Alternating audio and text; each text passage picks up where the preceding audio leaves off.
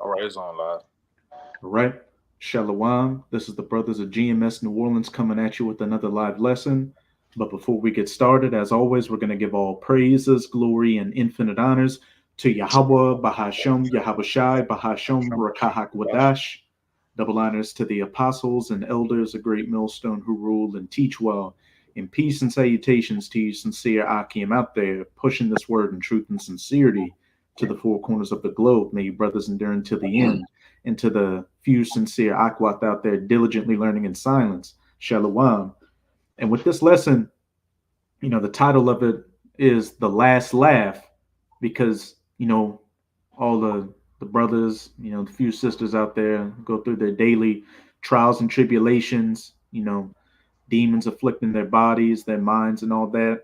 But that's ultimately us getting, purged of our spiritual and physical ailments right now, and just getting ourselves mentally prepared for Jacob's trouble to come.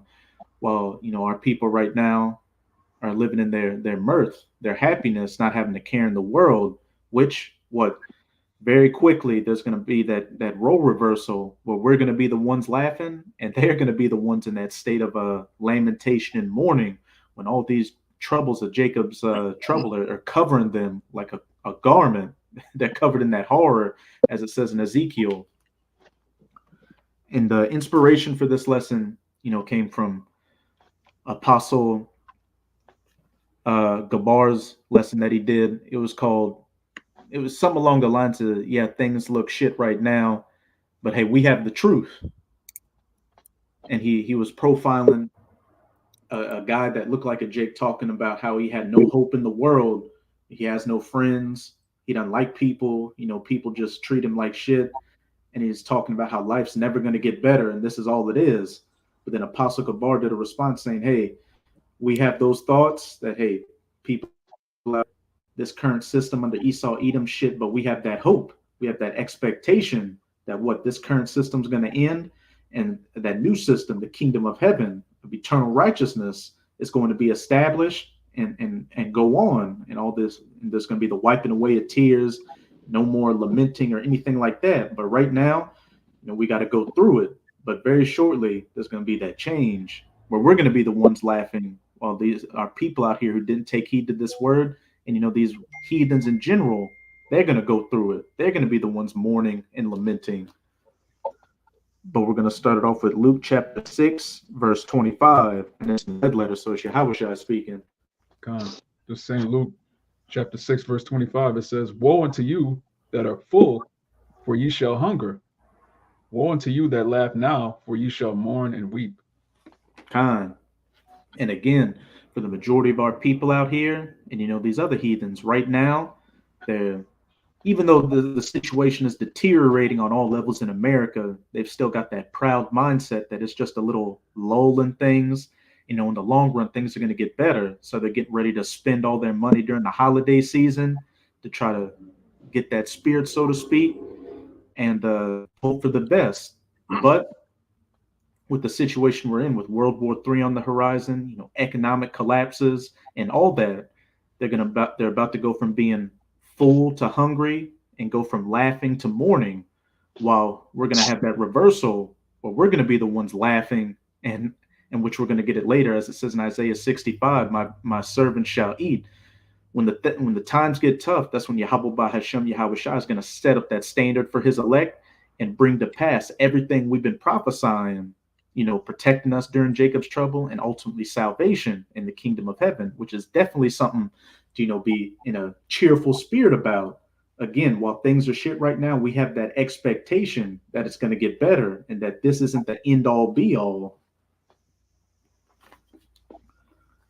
But now we can go to that Ecclesiastes chapter 7 and start at verse 2 and read to verse 4, Baba Gasha. God. This is Ecclesiastes chapter 7, verse 2. I got a precept to back you up with this too. Con. It says, it is better to go into the house of mourning than to go to the house of feasting. Keep going. Go ahead. Oh, you can finish it off. Con.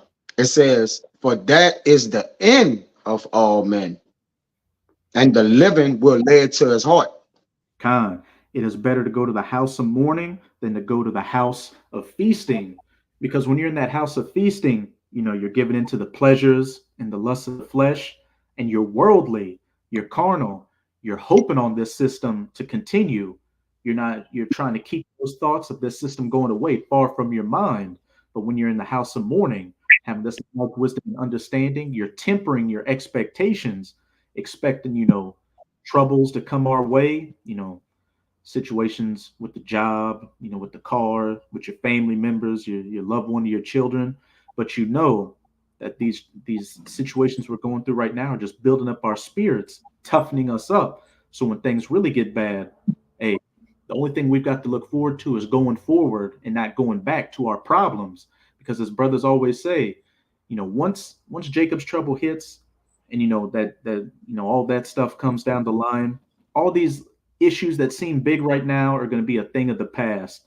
Paying rent, having to go to the job, all that is going to be, even though we're relying on Yahweh Bahashem, Yahweh Shai right now, especially then, we're going to be especially relying on Yahweh Bahashem, Yahweh Shai, and fully,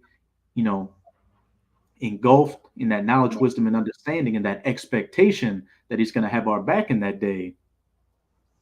But you said you had a precept, Bach?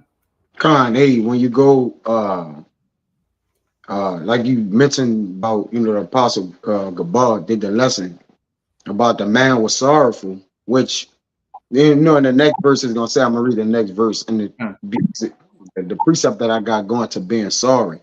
It says, sorrow is better than laughter, for by the sadness of the countenance, the heart is made better.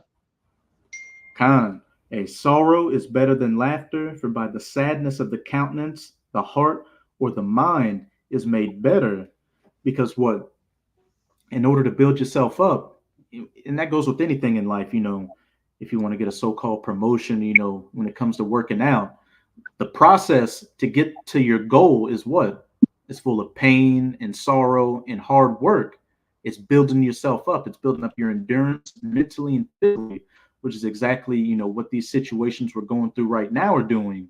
So what? We can ultimately have that laughter, that earnest expectation once things really get bad out here. We didn't spend this time of liberty, being in that mirthful spirit, being in that carnal spirit, just enjoying pleasures here and there, and becoming like a drug addict with it, getting addicted to those pleasures. So when they're taken away, those withdrawals are just hard like that, and you don't know what to do. You're willing to take any solution that comes your way to get back to that sense of pleasure.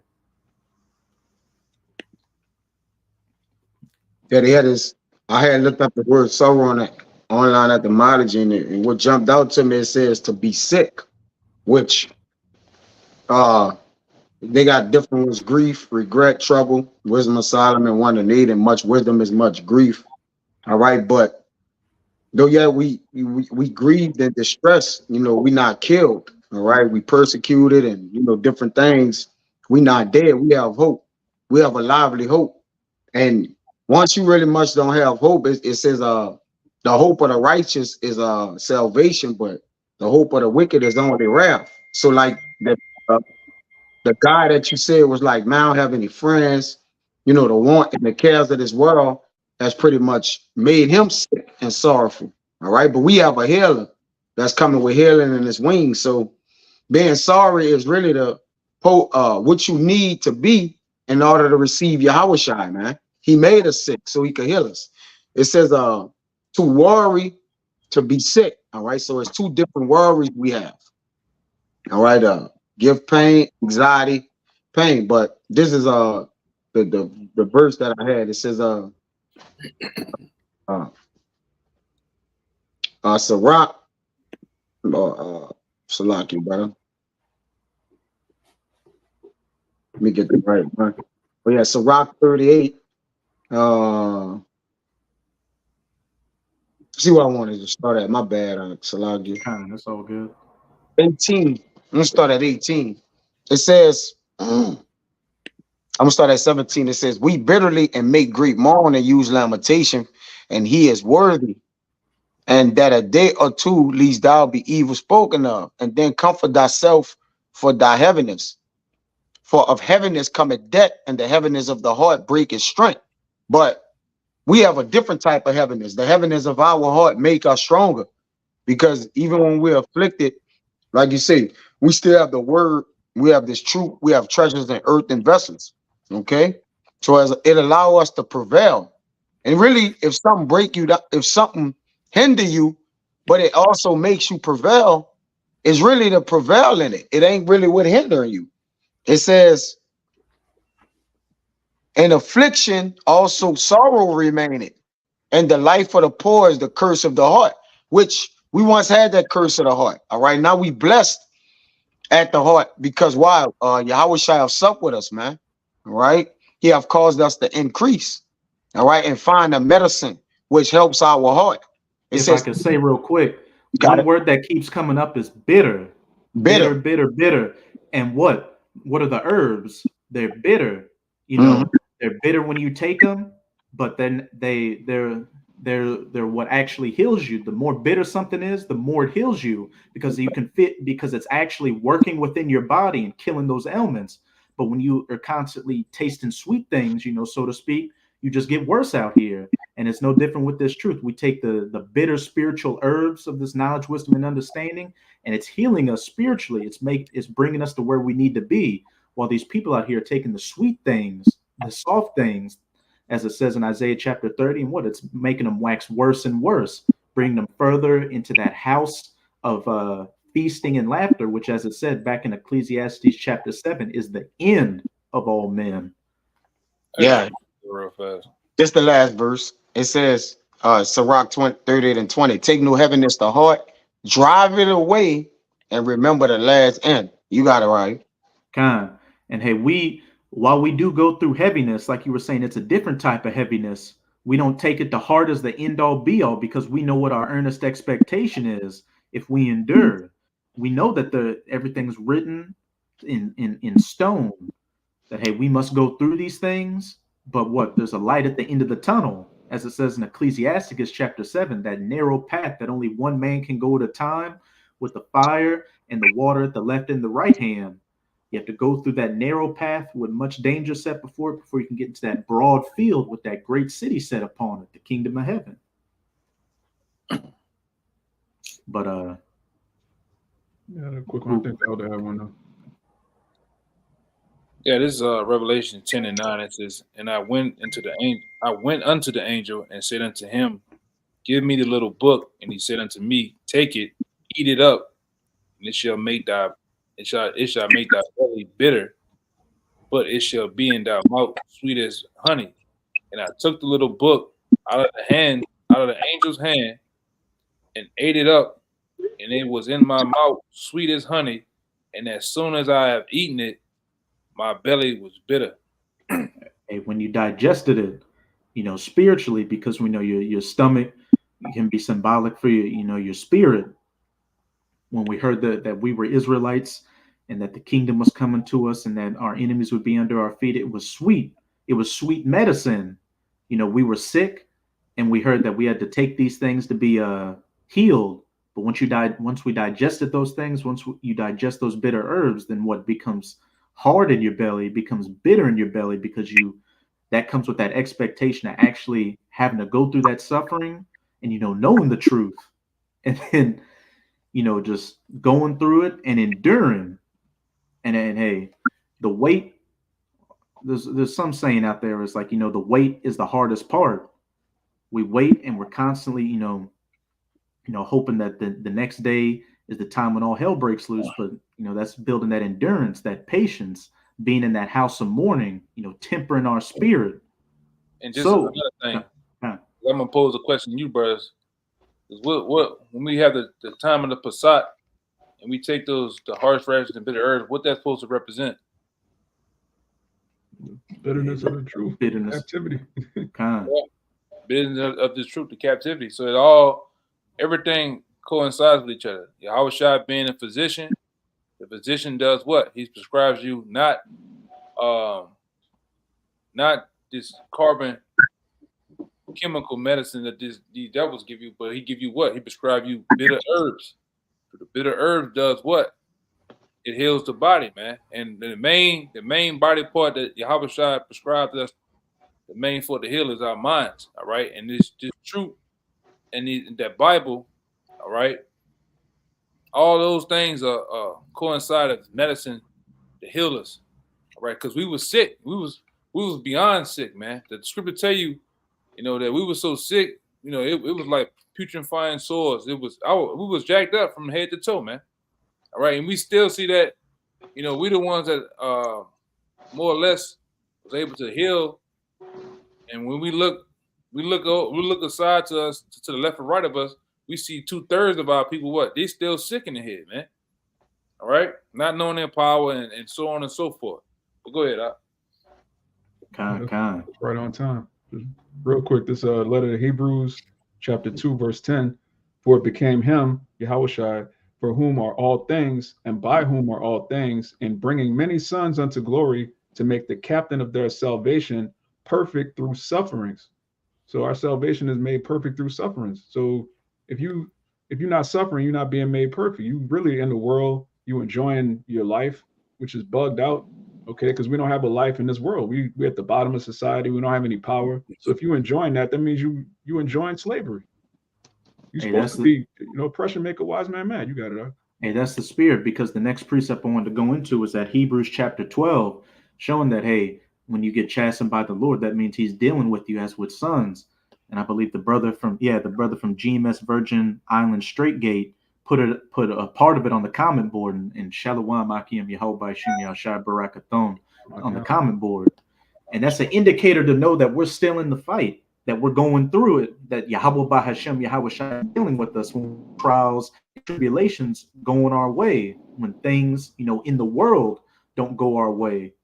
Yeah, it gets to you sometimes when you see, people that are just complete degenerates out here seem like they're getting away with everything. But hey, we're coming to that time where, again, there's going to be that role reversal where those that are full and laughing now are going to be empty and starving and crying later, while we're going to be the ones, full, first and foremost, full spiritually and happy spiritually. And then the Most High is going to set up our physical needs as well during Jacob's trouble.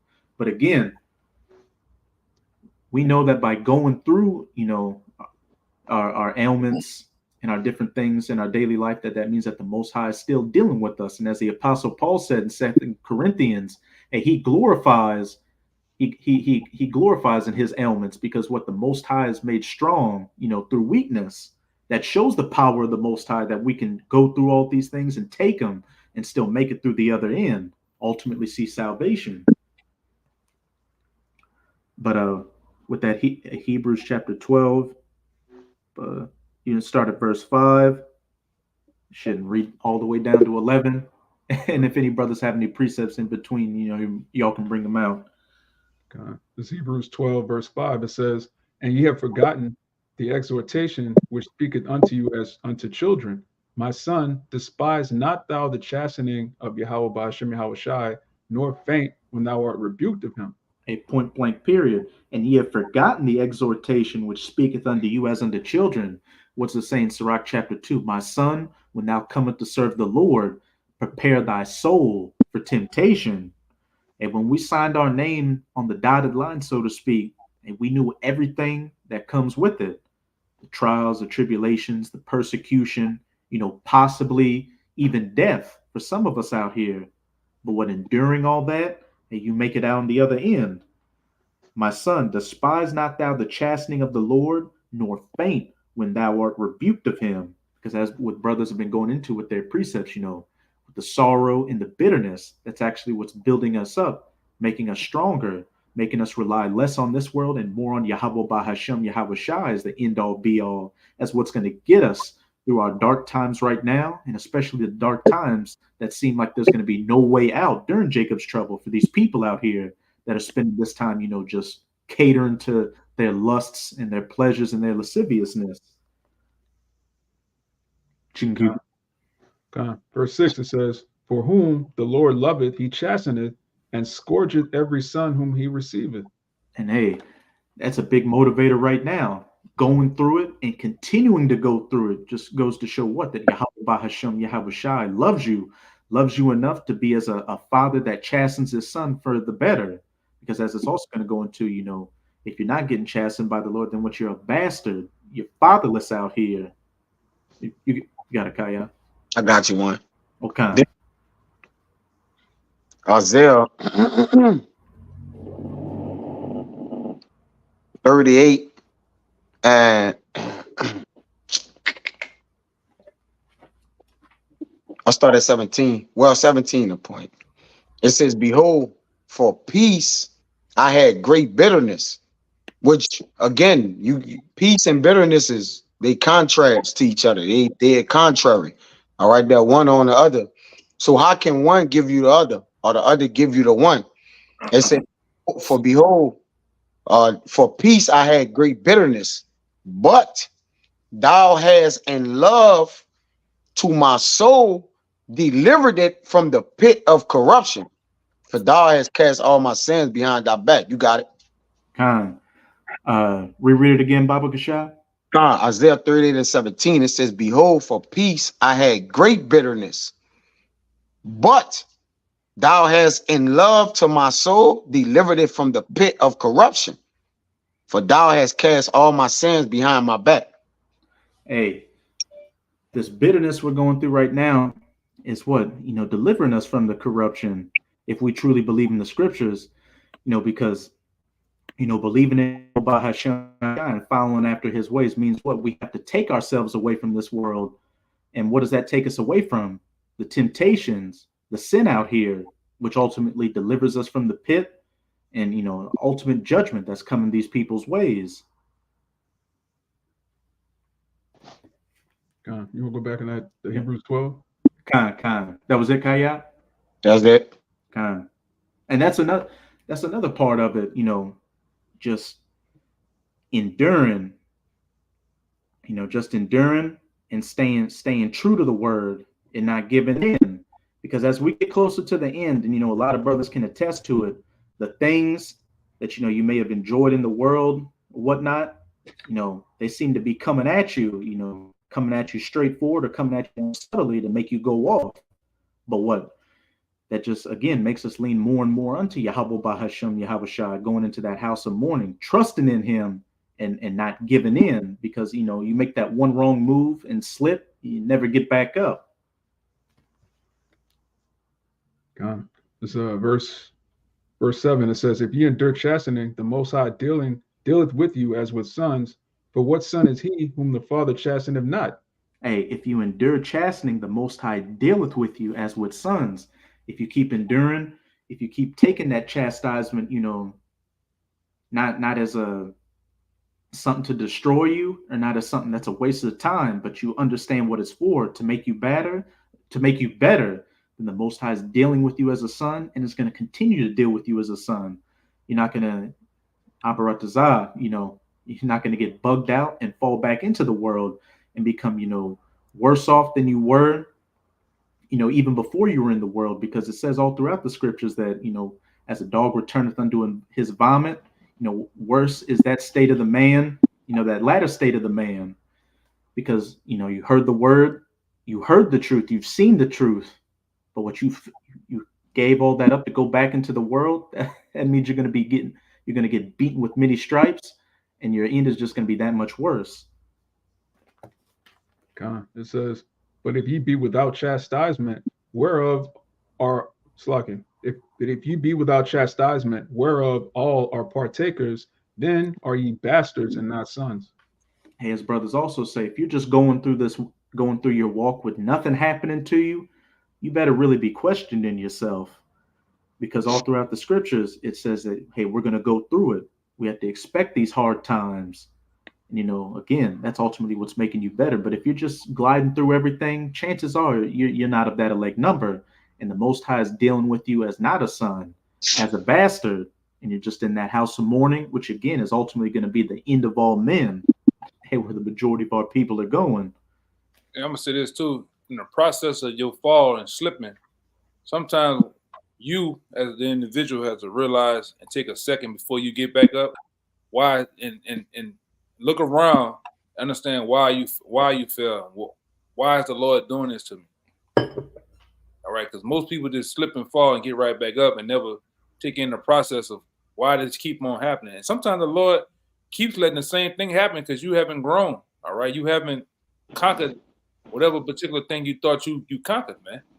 All right, and like I said, I'm saying that from experience. The Lord kicking my ass for shit, man. You know, not having patience in the beginning and different things like that. You know, but over time, you gotta overall look at the situation or whatever blow that happened to you and understand why it's happening. All right, and sometimes you don't realize it till years later down the line. Like, damn, I went through that. All right, and the Lord might test you again. I went through that because I didn't have patience. I was a hothead. You know, I was however you was when you first coming in, because those particular traits, those negative traits that we come into the truth with, have to die off, man. Right, and the Lord tests those things, man. Go ahead, Con, you can't take those vices into Jacob's trouble, because when things are on the line right now, but when they really on the line, when it's making life or death decisions, and those things you didn't conquer, you know, during this grace period come upon you and you give into it, that's definitely going to be your final cut. That's definitely going to be when you just get completely taken out. No more second chances on things. So to back up what the elder brother was saying, you know, it would behoove you right now, if you know you're going through things and it's a situation that keeps coming up, to really examine it, not to, you know, just, I don't want to say, you know, just not get back up on your feet, but, you know, really not brush it under the rug and just automatically be like, okay, I went through it, I understand it's something, so I got to work on it. Really marinate on what that is. Yeah, analyze your situation, man. Truly analyzing your situation, because like this brother, he kind of hinted on, you know, talking about the brother Riot. You know, I know that over time that was once a saying among GMS. You know, early on, there's only two things going on with the Lord trying to do. Either the Lord trying to destroy you, or He's trying to build you up. All right. But go ahead, I think you had a point, Kaya. Yeah, just to back y'all up, in Luke 21:19, it says, in your patience possess ye your soul. So patience, go back to, you know, you suffer or you're afflicted, but you still got to possess your soul, which anything you got a possession of or you're keeping watch over, because you have a possession of something, you have a duty for it. All right, you have to keep watch over it. You have to, you know, do the things it consists of, basically retaining and obtaining. All right, so as you in your patience and you suffering, bro, just understand what you're suffering for. Who's suffering? Then just don't, like, if your arm hurt, do you never go find out why your arm and your ribs, you know, your whatever hurting? You just never go find out why it's hurting. You just let it hurt and just don't do nothing about it. Nah, man, it's the same with us in the ministry. You got it, bro. Kind.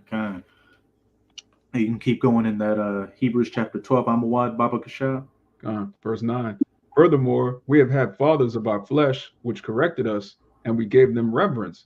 Shall we not much rather be in subjection unto the Father of spirits and live? Hey, straight to the point.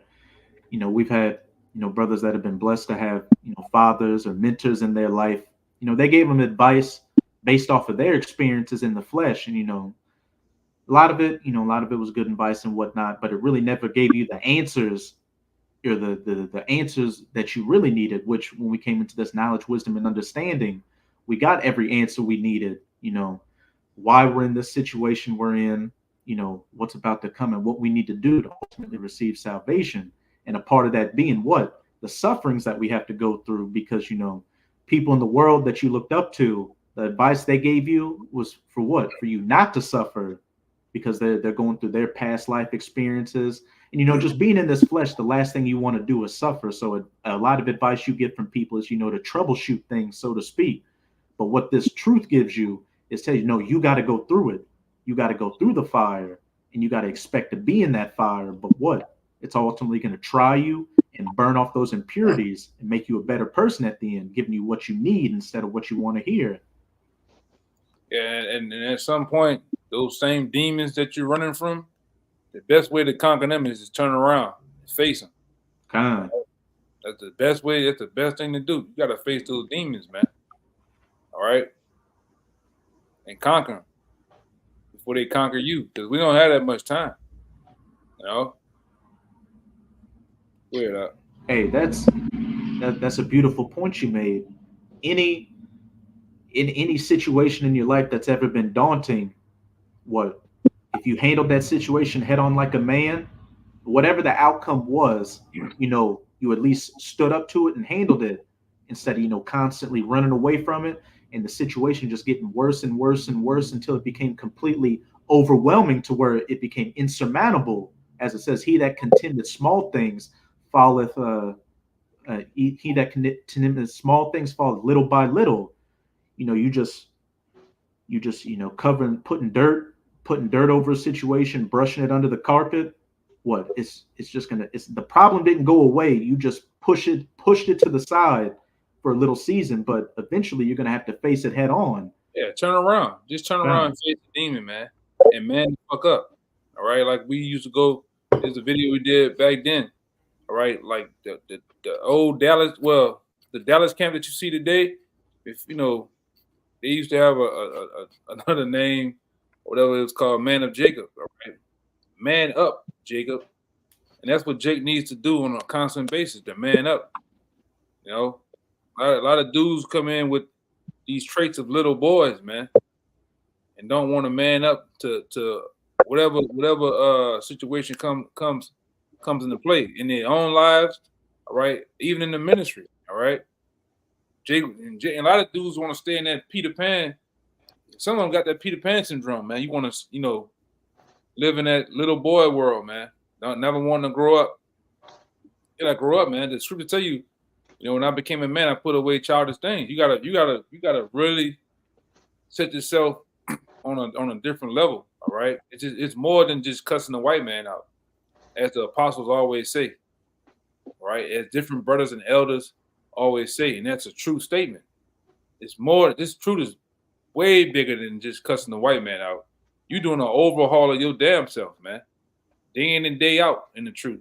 All right. Even when the most important thing, when the cameras is off, when nobody sees you. All right. When the brothers ain't around, what are you doing? What is your mindset? What is your daily conversation with a brother or just an average person in the world? How you are processing the day-to-day of you. All right, but go ahead. Hey, that's where it really counts, when nobody's looking, because when you're on the camera and when you're around brothers, when you're around a bunch of righteous men, it's so-called easy for you to be righteous and you don't want to slip up. But when you're in your daily life dealing with these defiled people out here, that's where it really counts. How are you going to conduct yourself in your day-to-day lives? And again, this whole society taught us to be everything opposite of what a man is and what a man's supposed to be. Opposite of, responsibility, putting things on other people and, just, sitting on your ass, so to speak. But this truth really makes you reflect and look at yourself in the mirror. You have to, this truth really makes you do some soul searching. And a lot of the things you see in the mirror is a lot of ugly things that you would rather turn away from and not look at, because it's just so shameful when you do look at these things. And in some instances, it feels like it just completely breaks your spirit that you have these thoughts, or you so-called capable of doing these things. But that's where the growth happens. You can't know that you have a problem until you acknowledge that problem. And then with this knowledge, wisdom, and understanding, it gives you all the answers to build yourself back up and become a true man, a man of the Lord. And that bitterness, that chastisement, that mourning is a major process of it. Because if you have no tension, no stress or anything, you can't build yourself up. As they have that saying, pressure is what makes diamonds. Like that hard, beautiful looking, substance, that indestructible substance can only be made by that pressure to form it, to make it into that finished product. But read on down to what, 11? Kind. Down this verse 10, it says, "For they verily for a few days chastened us after their own pleasure," talking about our earthly fathers, "but he for our profit, that we might be partakers of his holiness." A point blank period. For they verily for a few days chastened us after their own pleasure. You grew up with a mentor or a father figure. In a lot of cases, as sad as it is to say, your mom took that fatherly role, and they only dealt with you for so long until what? They got tired of dealing with you, and the flesh kicked in. But the most high deals with us for our profit. Yahweh Bahashem Yahweh Shai is dealing with us and giving us all the answers we need to truly build ourselves up and be successful, and ultimately to endure the chastening and the things we got to go through so we can make it out through the other end. God, it says, now no chastening for the present seemeth to be joyous, but grievous. Nevertheless, afterward it yieldeth the peaceable fruit of righteousness unto them which are exercised thereby. Now no chastening for the present seemeth to be joyous, but grievous. And every brother on this camera, myself included, we've gone through our trials and tribulations where at the moment you just feel like shit. You feel down, and sometimes you feel like you can never get through that situation. But when you sit back and reflect and lean on to Yahweh Bahashem Yahweh Shai, and the brothers for answers, and you take the advice that they actually give you, when you're further down the line and go through situations, those previous situations you went through and had to be chastised for, but you built yourself up from them through the knowledge, wisdom, and understanding, you're able to handle them and actually see, look, now I know how to handle this situation or answer this question, because what? It was something weak that was in me, but in the past, having to go through that grievous part, now I'm receiving the peaceable fruits of it. I'm a much better person overall for it, for that stern, rebuke or chastisement that you had to go through. But I think you had something you wanted to say, Kaya? Con, I got a precept for you. Con. There's Psalm 66 and 10. I'm gonna read this 12. It says, "For thou, O power, has proved us. Thou hast tried us as silver is tried. Thou boarded us into the net. Thou laidest affliction upon our loins." You could break it down if you want. Hey, what does it say at the beginning? Thou hast tried us as what does it say? Gold and silver is tried. I'm gonna read it again. Psalm 66 and 10. It says, "For thou, O power, has proved us. Thou hast tried us as silver is tried." And hey, there's that example that Edomite looking lady brought up where, she would read those precepts dealing with, what did it mean? What did the Most High mean when he was referring to going through trials and tribulations as gold and silver being refined in the fire? And she actually talked to like a goldsmith about it. And he said, when you take that hard, rough lump and, put it through that purging process in the fire and form it, it eventually shines to where you see your reflection in it. So if I could just say, that's the process we're going through right now. That fire of Yahweh Bahashem Yahweh Shai to be turned into that rough, coarse, base lump of metal to be refined into that pure, clear gold and silver to where the reflection of Yahweh Bahashem Yahweh Shai can be seen in us. Hey, if you take the example of a rapper, like guys that made it, all they talk about is the pain and the struggle they went through. That's what they albums be about. Oh, it's like, bro, you ain't going through that no more. So why you're rapping and talking about that? Because that's what made them got them to the point that they got to. That's why when we in the kingdom, right?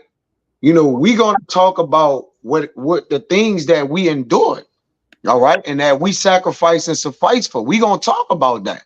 All right. Now we're gonna be doing kingdom-like things and being positioned as kings and gods. All right, but the Lord gonna allow us to remember, because even in our walk right now, he tell us according to Jeremiah 6 and 16 to look back. What are we looking back for? All right, like why look to the path of our fathers so we can know what to do when situations arise. All right, because we're about to get tempted and tried. All right, and brought through that fire. So same like it says here in Psalm 66 and 10, it says 11, "Thou broughtest us into the net." Right? The Lord brought us and put us in the net, the trap, or the snare. Thou laidest affliction upon our loins. You can speak, right? Hey, the Most High didn't, give us a detour away from the danger. The Most High brought us straight through it to what? Refine us for, to try us and prepare us for these things, right now, and especially during Jacob's trouble, so we would have the answers and the mental, acuity, clarity, spiritual clarity to get through it. Yeah. Hey, go ahead. So Oh, no, you got it. yeah, Jake. That's only Jake only reminisce on the past because that's what made his future, man. All right, that's what prepared his future, and that's why Jake talk about that shit all the time, man. What do you got $2 billion? You talking about, when you was doing this and doing that? What are you talking about, man? It should be about what you're about to do and accomplish, man. All right, but Hey, it they got that says, saying. They got that yep, saying. The journey is more important than the destination, yeah, because you appreciate the destination more because of the journey you went through. We're going to appreciate the kingdom on a whole nother level, because once we're, in rulership and righteousness, we've seen what it's been to be at the bottom, to be looked at as less than nothing, to see what a wicked kingdom, wicked ways that we have no control over, leads to. And I mean, that's what's going to make us the perfect judges. And, those gods knowing good and evil. We couldn't know both sides of the coin unless we had that fall, unless we had these trials that we went through. and that's why the Lord made us walk the straight gate. He made us walk through the only wealthy way that was to get to the kingdom of heaven. He like, look, if you want to be wealthy, this the only way you could go. It's gonna be fire and water, but he made us walk that straight and narrow, like that position of difficulty. All right. In order to make things easy, you gotta weather the difficulty, man. All right, that's just what it is. It says 66:12. Thou hast caused men to ride over our heads. We went through fire and through water, but thou brought us out into a wealthy place. You got it. Hey, he called men to ride over our heads, our enemies ruling over us and abusing us. But what? Definitely abusing and ruling over us, and taking away everything from us, taking away our confidence, taking away the true idea of masculinity, taking away our women, every single thing. But what the Most High brought us, by giving us this knowledge, wisdom, and understanding, brought us through that narrow path and gave us the wherewithal to do so and the tools to do so, to what? We could make it into that broad field, to make it out on the other end, tried and refined, and those perfect rulers in the kingdom of heaven. That was it on that. Yeah, that was it. Kind of. Did any brothers have any other precepts? Because if not, we can go to. Let me see. We can go to that's Sirach chapter 2. You can start at verse 1, and let's see. Shit. Read down to verse 7. I was looking for some ways to shortcut it, but see, wow. Book of Sirach chapter 2, starting at the top. My son, if thou come to serve the Lord, prepare thy soul for temptation. Keep going. Set thy heart aright and constantly endure, and make not haste in the time of trouble. Again, as the elder brother brought out earlier, when this truth came into our mouth, it was sweet as honey. We found out our identity. We found out we would rule over our enemies and, finally be at peace. But once it got into our belly, it got bitter. The temptation came, having to actually walk the path of Yahweh Bahashem, Yahweh Shai, and, avoid all the pitfalls that came our way. And as it says, set thy heart aright and constantly endure, and make not haste in time of trouble. Not lean unto your own understanding, but when you get into a situation, actually apply these scriptures that you've been learning. It should start to get to the point to where any situation you get into, scripture should just be coming to your head on how to navigate through it. You don't lean unto your own thoughts, your own lusts, and give into it. You got to start tempering that flesh. You really, because it is hard out here, trust me. But you just got to temper, your emotions and your desires, and just strictly lean on Yahweh Bahashem, Yahweh Shai, this knowledge, wisdom, and understanding that's been given to us. It says, whatsoever is brought upon thee, take cheerfully. So like in verse 3, cleave unto him and depart not away, that thou mayest be increased at thy last end. Hey, back in that Hebrews chapter 12, now no chastisement at the present, it seems grievous and not pleasurable, but at the end, it ultimately gives those fruits of peace, those fruits of righteousness, that latter end, making it through Jacob's trouble, getting beamed up on the chariots, and ultimately being that first fruits, the elect in the kingdom of heaven. Yeah, children don't like being spanked. They don't like punishments. But then as an adult, you look back like, man, I'm glad I didn't grow up to be a damn degenerate. You see what happens when children aren't chastised. They just become monsters, man. Exactly. Hey, that's a beautiful point. Growing up, you see the kids that their parents, you think, oh, because my parents are getting on me, they want me to do my homework, have like a certain curfew to get in, or even get a job when you're in high school. That, man, I'm wasting my time. I should be out enjoying my youth. While you got those friends that their parents are never around, they can come and go as they please and all that shit. But as the brother Amawad was saying, once you're actually an adult, with responsibilities, and you look back at them, what are they more often than not? In jail, they're a drug addict. They're just a fucking loser out here. Yeah, because their parents spared the rod. Mm-hmm. It says, whatsoever is brought upon thee, take cheerfully, and be patient when thou art changed to a low estate. Kind of Baba Kasha, to back that up, could somebody give me 2 Corinthians chapter 12, verses, you can start at verse 8 and read to verse 10, Baba Kasha, because I wanted to back up that point where it said, whatsoever is brought upon thee, take cheerfully, because again, we know that if the Most High is dealing with us, hey, that comes with that chastisement, and it shows we're getting dealt with as sons. And when you actually analyze, the things you're going through, you can see that first you believe that it's for my betterment in my walk and in my life. Then once you get further down in your walk, when that situation comes up again that you were chastised before about, and you're able to navigate through it and conquer those challenges. You're able to look that demon in the face and you actually glorify in it, knowing that, look, the more things that are put upon me and I handle it, the more confident I become, the more of a man of Yahweh Bahashem Yahweh Shai I become, the more righteous I become, and the less I care about the things in this world, the desires and the lust of the flesh. But you got it, Khan. Mm-hmm. This 2 Corinthians 12, verse 8. It says, for this thing I besought the Lord thrice, that it might depart from me. And this is the Apostle Paul talking, because it said the Most High put a thorn in his flesh in the verse up.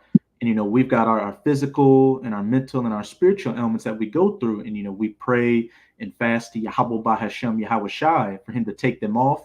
But sometimes the Most High will leave them on you to what? Build you up, to see how you're going to handle it. And you need to go through those things for a season to build up your fortitude for them. Keep going on. God, 8 and thrice or 3. But with the understand that spiritually, that usually means understanding. All right. So even when Paul, did this thing, he did it 3 times. The Lord made him understand what he's about to do to him. All right. It says, and he said, just like you have the account where Samuel, I believe the Lord called Samuel 3 times? I don't know off the top of my head. Yeah, it was Samuel. I think it was Samuel. Yeah, I know it was Samuel. And his father told him the 3rd time when he called you, that's the Lord. He thought his father was calling him. It says 2 Corinthians 12 and 9. And he said unto me, my grace is sufficient for thee, for my strength is made perfect in weakness. Hey, Khan. And he said unto me, my grace is sufficient for thee. Hey, just believing, in the process, believing in the words that I've given you, that's sufficient enough for you. For my strength is made perfect in weakness. And we see the power and the glory of Yahweh Bahashem Yahweh Shai when we go through our ailments, and sometimes we really got to stew in them. But what? When we rely on Yahweh Bahashem, Yahweh Shai, he gets us through it. And we're a better person for it once we come out the other end. I got it right here that I mentioned. This is in 1 Samuel 3 when Eli. It says 1 Samuel 3 and 4, that the Lord called Samuel, and he answered, Here am I. And he ran unto Eli and said, Here am I, for thou callest me. And he said, I called not. Lie down again. And he went and lay down, and the Lord called, the Lord is in all caps, called yet again Samuel. And Samuel arose and went to Eli and said, Here am I, for thou didst call me. And he said, I called not, my son. Lie down again. Now Samuel did not yet know the Lord, know Yahweh, that's in caps. Neither was the word of Yahweh yet revealed unto him. And the Lord called Samuel again the third time. So it's the same thing Paul prayed thrice too. All right.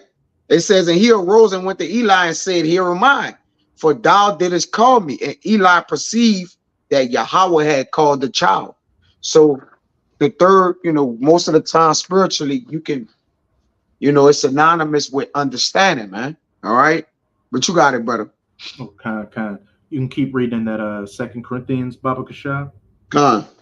It says, most gladly, the rest of the verse in verse 9. Most gladly, therefore, I will rather glory in my infirmities, that the power of Mashiach may rest upon me. Hey, we glory in these infirmities. We glory in these chastisements because we ultimately know that it means that Yahweh Bahashem, Yahweh Shah is dealing with us as with sons. And back in that Sirach 2, whatsoever is brought upon thee, take cheerfully and be patient when thou art changed to a lower state.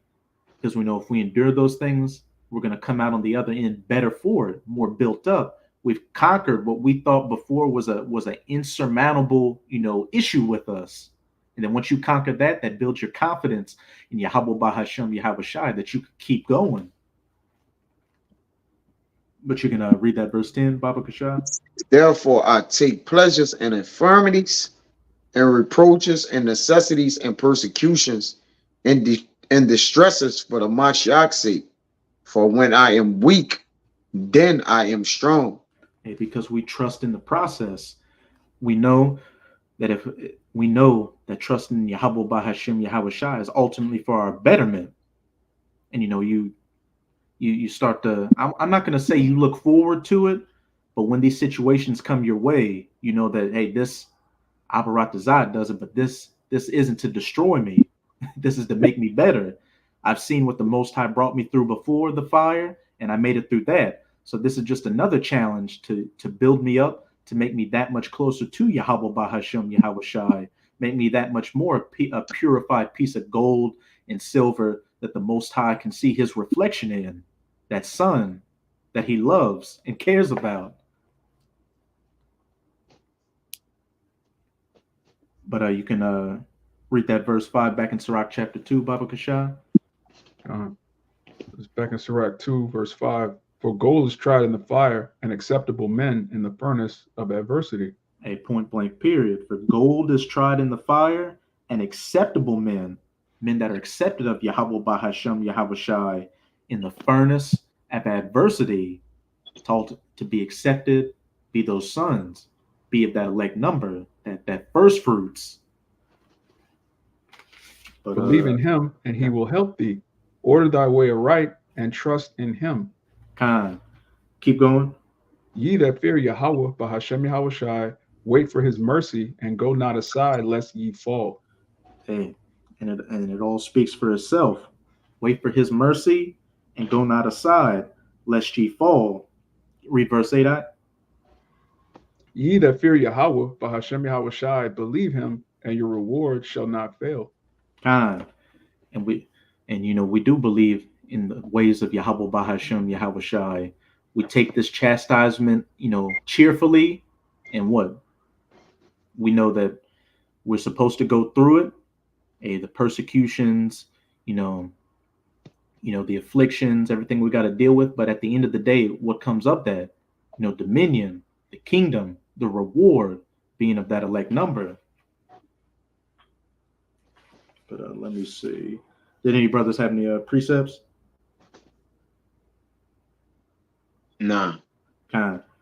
Well, we can close it out in 2nd Esdras chapter 7, verses 6 to 9. 2nd Esdras 7. Kind.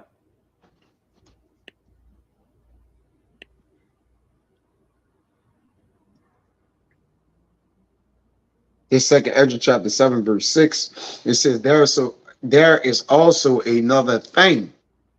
A city is builded and set upon a broad field, and is full of all good things. Hey, the kingdom of heaven, which we're diligently working towards, eternal righteousness, eternal peace, and everything you've ever desired, going your way. Of course, righteousness. No more pain, no more crying, no more loss. All of that being a thing of the past. No more death, being an immortal. Keep going on. The entrance thereof is narrow, and is set in a dangerous place to fall, like as if there were a fire on the right hand, and on the left a deep water. Hey, the entrance thereof is narrow, with fire on the right hand and water on the left. Walking that straight and narrow path, being in that house of mourning, which, as we've been going into, it comes with a lot of stuff. It comes with bitterness and having to cut things off and not giving into the lusts and the pleasures, which is what the house of feasting is, which, as the brother Kaya always likes to say, the world is strong. For one man, one individual man, there's so many things coming your way, and especially when we've been deprived of so many things all our lives, it gets tempting, very tempting. But with that knowledge, wisdom, and understanding, we're able to stay on that narrow path going forward and not, falling off the path into that wide path of destruction where the majority of our people, these heathens are going. Hey, that's why we have good success and wisdom, man. Because a man having wisdom separated itself. Well, he intermeddled with wisdom, he separated himself. Hey, we stay out the way of the world, man. Brothers do less and less. Less is more in the world that we live in. All right. The less you're doing, the more better things are, the better results, man. We kind of stay out the world. We get what we use the world. We don't abuse it. We get out the way. We grab it for the most part. And brothers need a routine, man. We can't just be fucking outside all times of the night. Now, brothers work and different things like that. But if you got any kind of wisdom in your head, man, hey, man, come on, bro. The world's strong. You can have all the wisdom in the world. You won't go take on the world. You just want to be a mighty warrior, a soldier for the Lord. Be like, I got this truth, man. I'm ready to go in the roughest hoods, the roughest areas. I'm ready to let them know this word, man. I'm going to put this word on them. All right? You're going to get molly-wop. Especially where I live, where all brothers live. We all live in fucking low areas, right? The rich sit in low places. But hey, at the end of the day, go your ass home. At the end of the day, we know that Esau done turned this whole damn planet into a trap house. So it don't even matter where the hell you at. Everywhere is dangerous. All right? Some more than others, but everywhere is dangerous, man. You got to use wisdom. There's no need to be at the gas stations sitting there all day at the goddamn pump. All right, on your phone. In your car. Yeah. Yeah, there's no need to be riding around late at night for a booty call from Sexy Red, man. All right, you're going to get more than what you're looking for in a lot of ways. All right. Hey, dealing Go with people from your past, dealing from people with your past that were into the things that you were into, because what that just, brings those spirits around, brings that temptation around. It says in Proverbs, a wise man foreseeth the evil and hideth himself, but a fool, goes straight into it, lacketh wisdom and understanding, and just, gets destroyed for it. Hey, when you get wisdom, brother, your friends should be diminishing. In the Lord, brother. You shouldn't be increasing with friends. I mean that. When you serving the Lord, brother, your circle should be thinning out, brother. Almost to where, because the people that was around you Everybody ain't serving the Lord, man. Like, what we doing? All right, your circle should be getting small. All right, that way the Lord minimize you to maximize you. He minimized the things you was heavily in, chiefly in, so he can maximize you in the ministry, man. All right,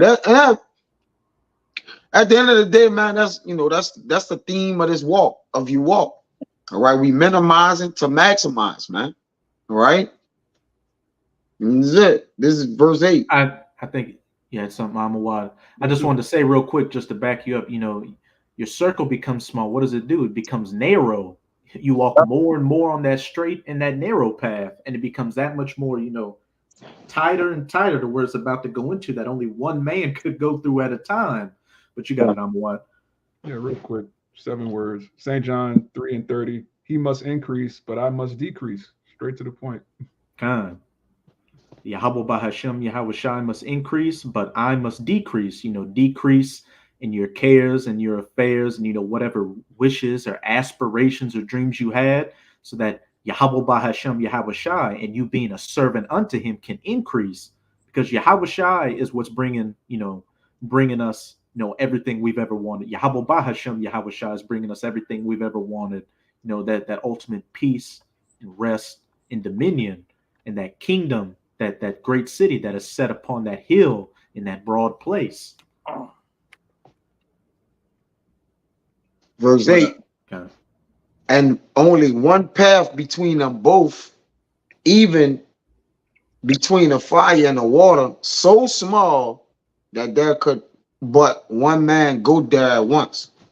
Hey, as we keep going, just to back you up, hey, your friend circle becomes smaller, and just the things you do in the world become smaller and smaller. Everything just becomes that much stricter. That you get set in that routine, and just keep going, and not look to the left or to the right, because that, hey, a lot of things in this world, they could catch your eye, and that could be the last thing they ever catch. Last thing your eyes ever catch before you fall off the side into that wide path of destruction, that wide fire, that wide water. But you can read that verse 9. That's 8. Okay, yeah, come, Shalom. It says, if this city now was given to a man for inheritance, if he never shall pass the danger set before it, how shall he receive this inheritance? Hey, if he shall never pass the danger set before it, we got to go through it. The bitterness, the chastisement, the persecutions, the afflictions, everything we deal with, we have to go through it, because as it says, how shall he receive this inheritance? Hey, the Most High wants to see that we're worthy to receive this reward, that, we fully trusted in him, giving up the ways of this world, decrease, so that we could give into the ways of Yahweh Bahashem, Yahweh Shai, so that they could increase, that ultimately we could increase with them. But let me jump to 14. Okay. It says, if then they that live labor not to enter these straight and vain things, they can never receive those that are laid up for them. Yeah. If they labor not to enter into these things or go through it, deal with the chastisement, just deal with everything that comes our way, then are they not worthy, to receive the kingdom, to receive, that reward? That's right.